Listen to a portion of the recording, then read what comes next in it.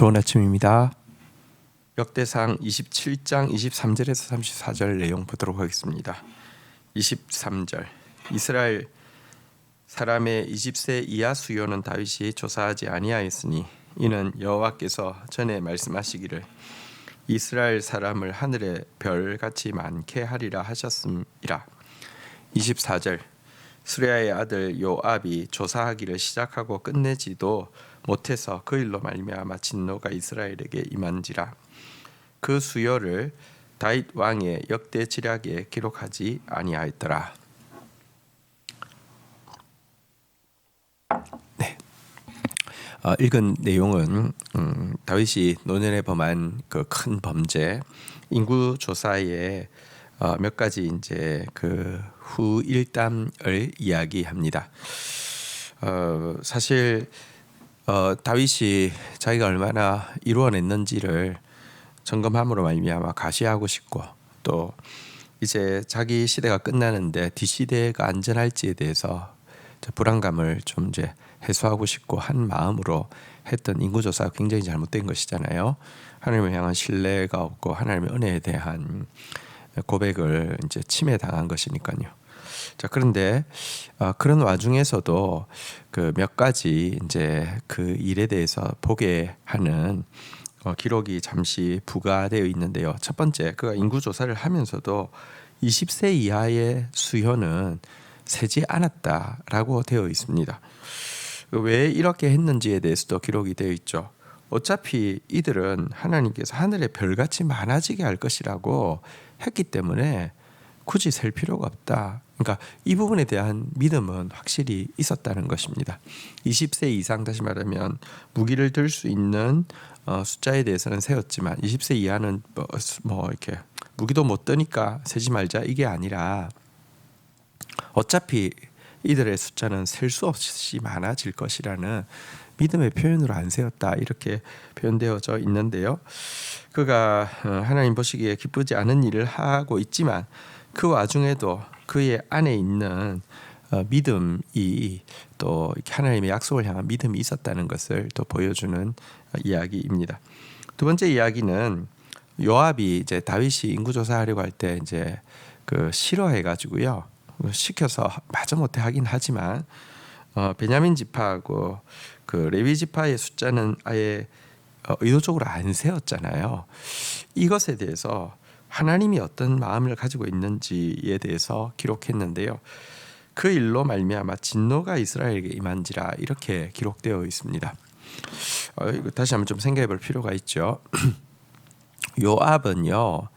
자기 이익이 있는 일이라면 그것이 나쁜 일이라 할지라도 다윗의 입에 혀처럼 굴면서 이렇게 이제 다윗을 도왔던 사람이죠.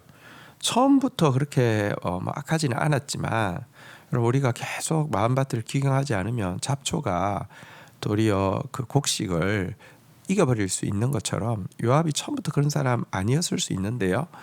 점점 교만이 점점 탐욕이 많아지고요. 또 여기에 다윗도 빌미를 제공했죠.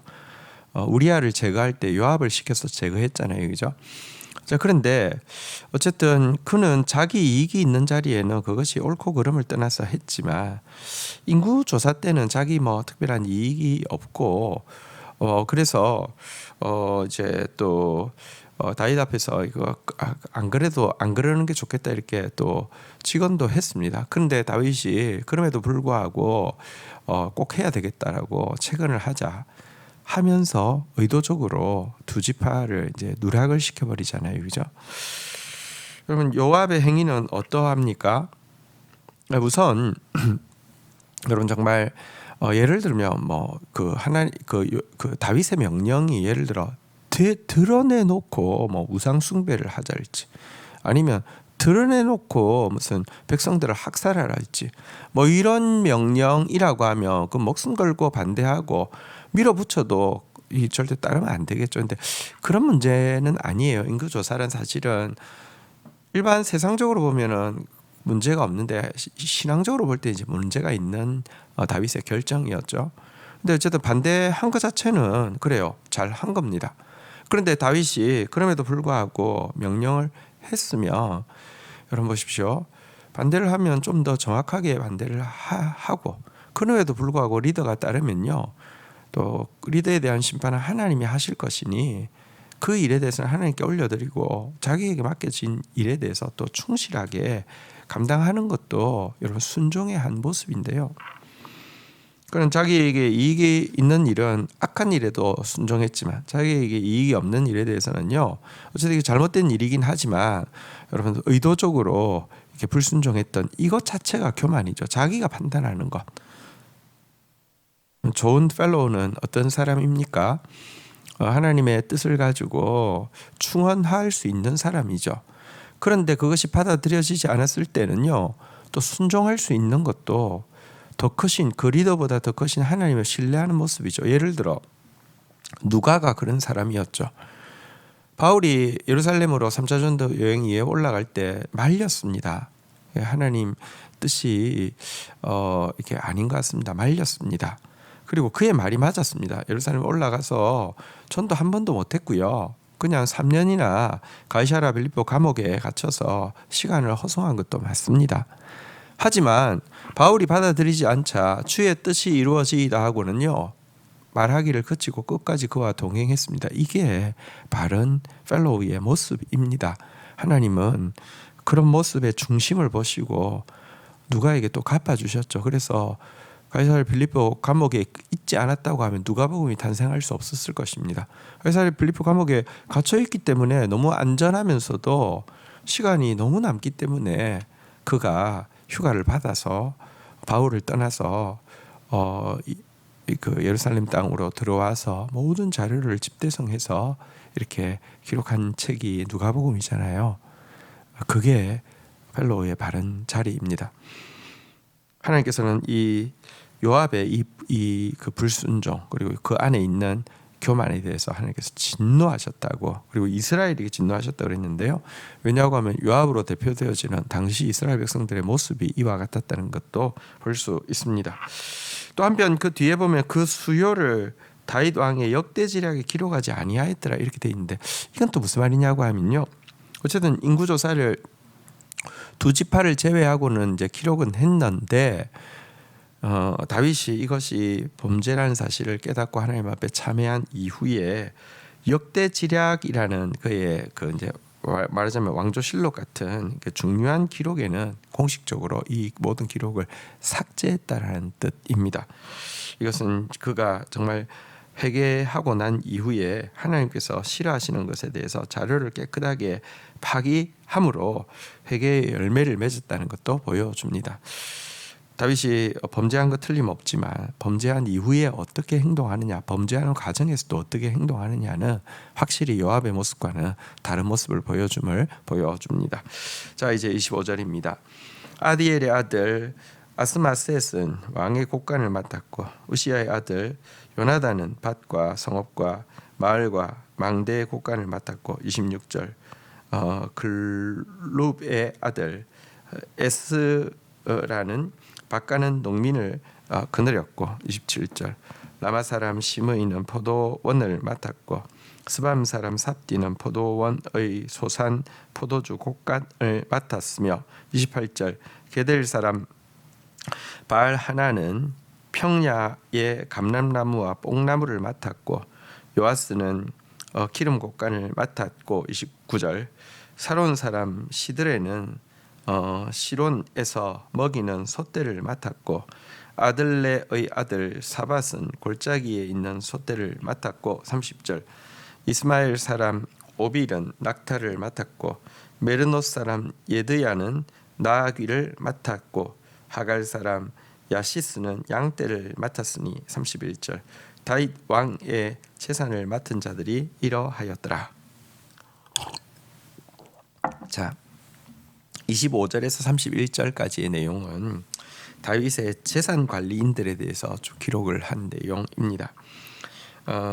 여러분 사실 그 왕정 시대에는요, 이제 왕실 재정을 백성들의 그 과중한 세금에 의해서 충당했다는 것은 뭐 모든 나라가 동일하죠. 그런데 다윗이 이런 폐단을 줄이기 위해서 이게 이제 이렇게 농업이든지 혹은 또 임업이든지 혹은 축산업이든지 이런 것에 전문가들을 고용해서 자기의 재산을 잘 농업은 농업에서 또 임업은 임업에서 또 축산업은 축산에서 잘 이렇게 경영을 함으로 말미암아 백성들에게 부담을 주지 않으면서도 왕실 재정에 차질이 없도록 직무를 수행하게 했다, 이렇게 이야기하고 있는 내용이고요.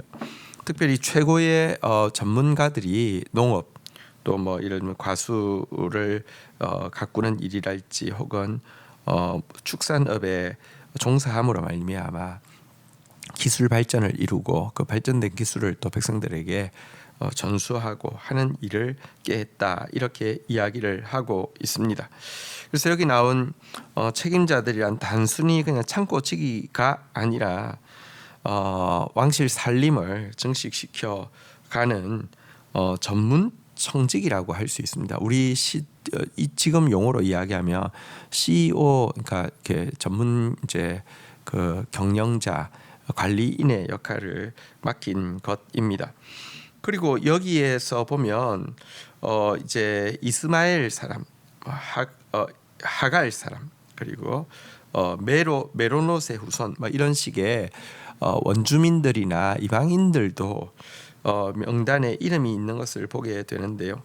이들은 다윗의 정복 전쟁을 통해서 복속된 자들인데 그들을 다윗이 청지기로 사용했다는 것은 다윗이 나그네나 혹은 그 약자들에 대해서 어떤 태도를 가지고 있었는지도 잘 보여주는 것입니다.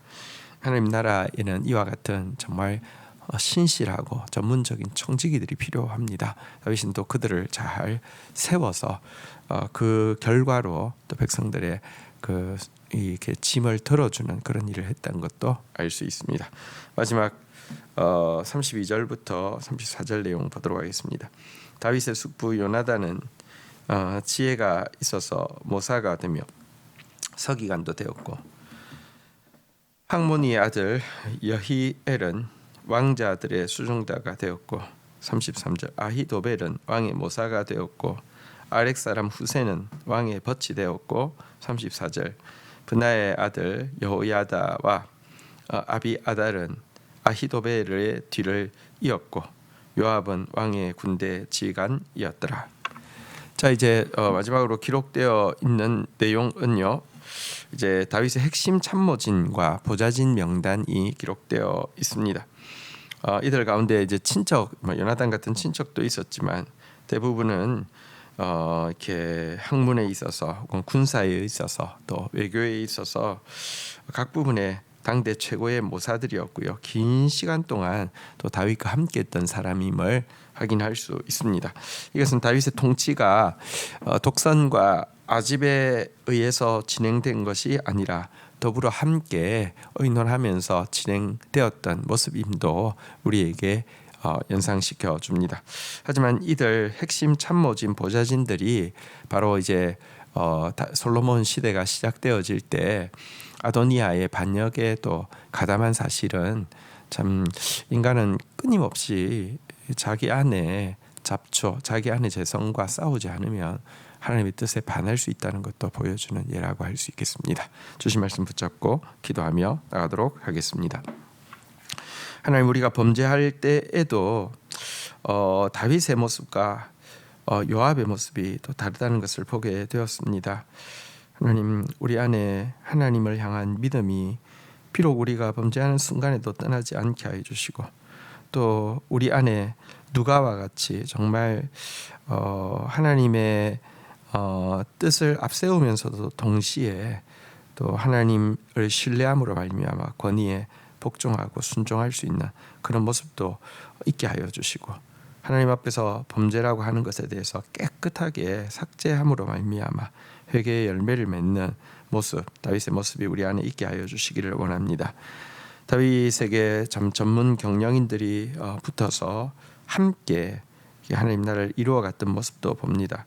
또 핵심 참모진과 보좌진들이 있어서 참 신실하게 그 일을 같이 의논하고 또 진행해 갔던 모습도 보게 됩니다. 우리 한 사람 한 사람이 하나님께서 하나님의 나라의 한 영역을 맡겨주신 이 전문 청직이라는 사실을 꼭 기억하고 신실하게 변함없이 그리고 끝까지 하나님 앞에서 아름다운 모습으로 열매 맺을 수 있도록 축복하여 주시옵소서. 예수 그리스도의 이름으로 기도 올립니다. 아멘.